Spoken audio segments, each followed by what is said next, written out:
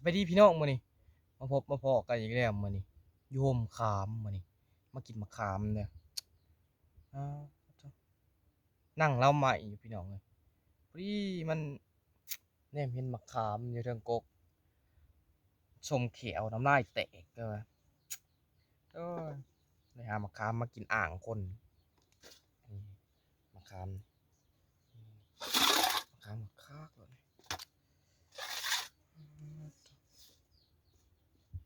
กินมะขามอ่างคนมื้อนี้ให้น้ำลายให้น้ำลายแตก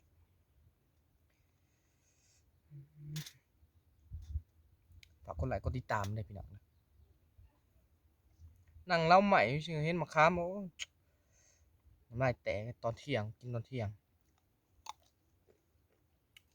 นะครับอยากมากิน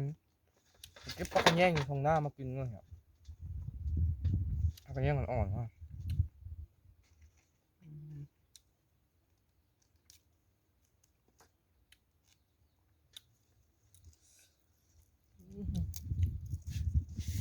ล้างคนก่อนนะน้ำลายแตกเลย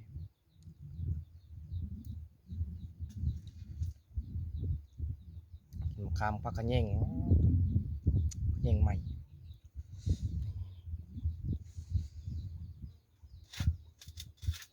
เจียวหวานเจียวแปลกครับ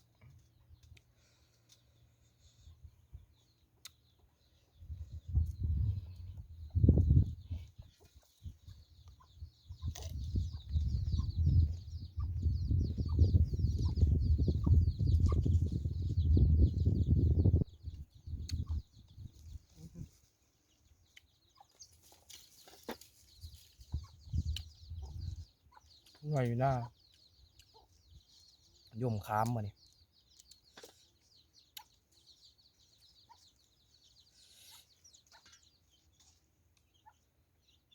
อยู่กับไก่มาเนี่ยบุ้ยหมดแดงเจว่าอยู่กับไก่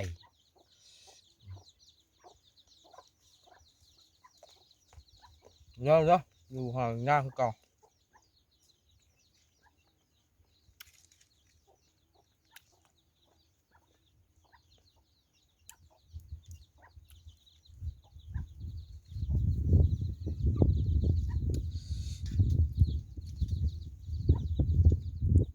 มีแต่มะขามอ่อนๆพี่น้องเลย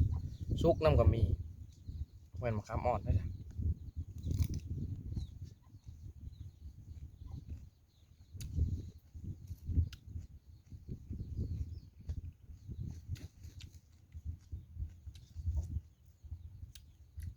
มีอย่างโมชิไข่คัก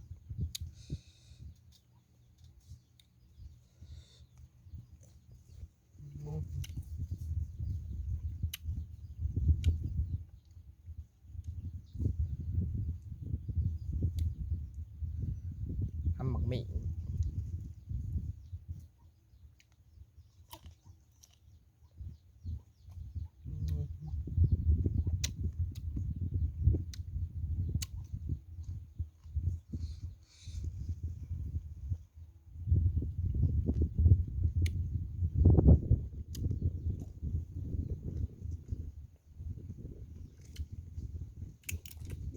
คือหมักซุก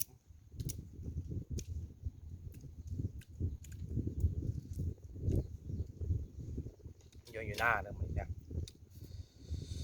นึกเอาละไม่ใช่หรอกอืม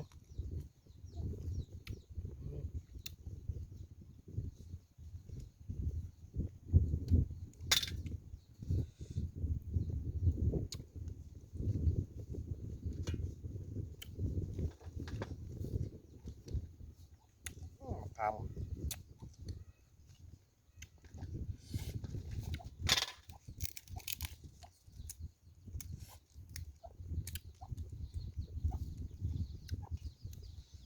น้ำลายแตกเห็นมะขามกินเนี่ยผัก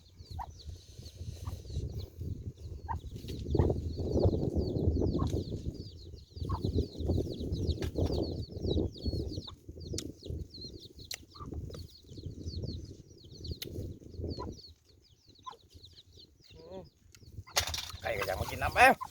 อืมอืมไปหมูแดงหมูกวนไก่ ไก่กวนมานี่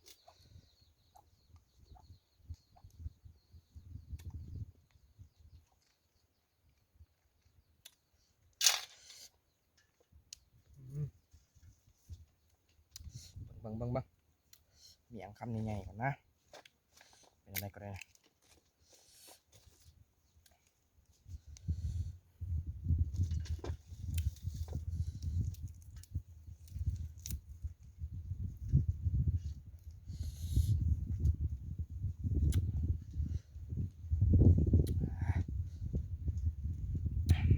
คำใหญ่ๆบ้าง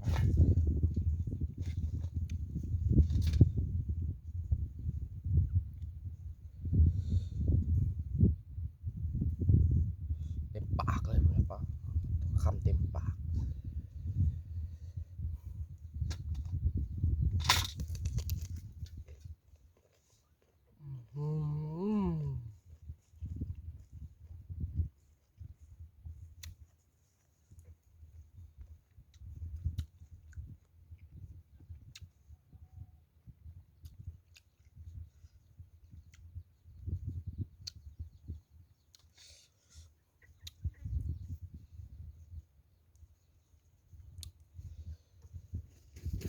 คำใหญ่จะปาด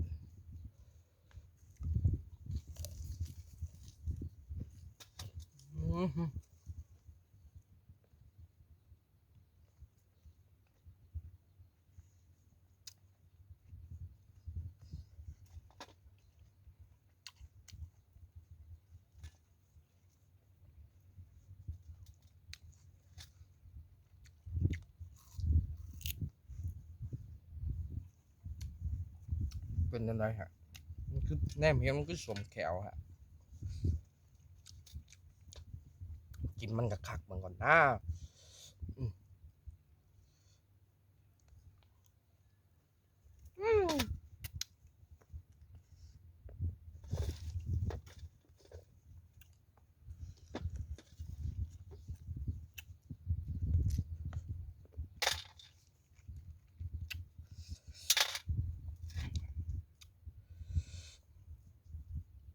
ในมะขามหน่อยบวนในมะขามออก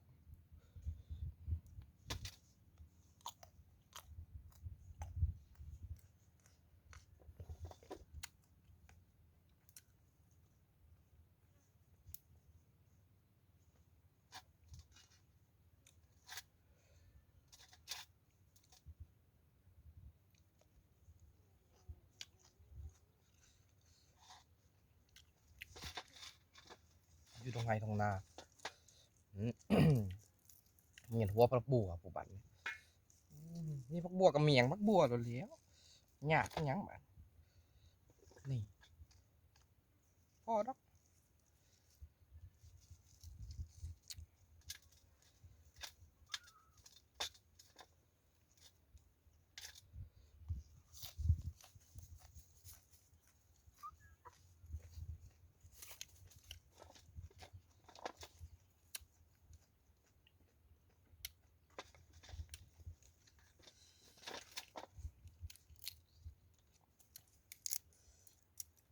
ยังมาข้ามสุกอีกก่อน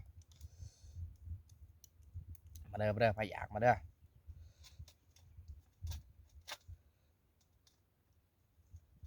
อยู่หน้าเด้อ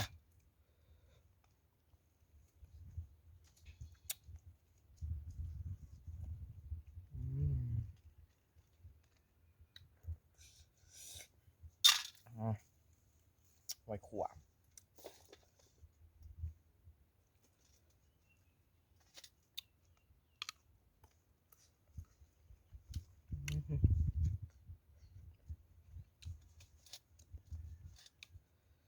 คักแล้วพี่น้องคักแล้วบันนี่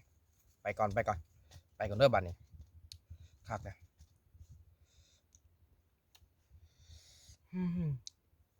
เศร้าสวงนอนเลย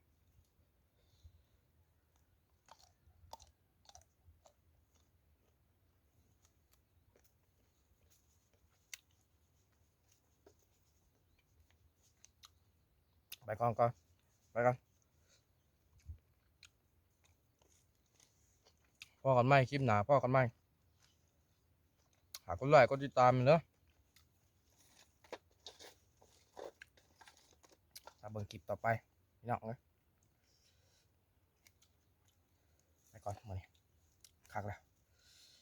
ไปหาของกับปอมก่อน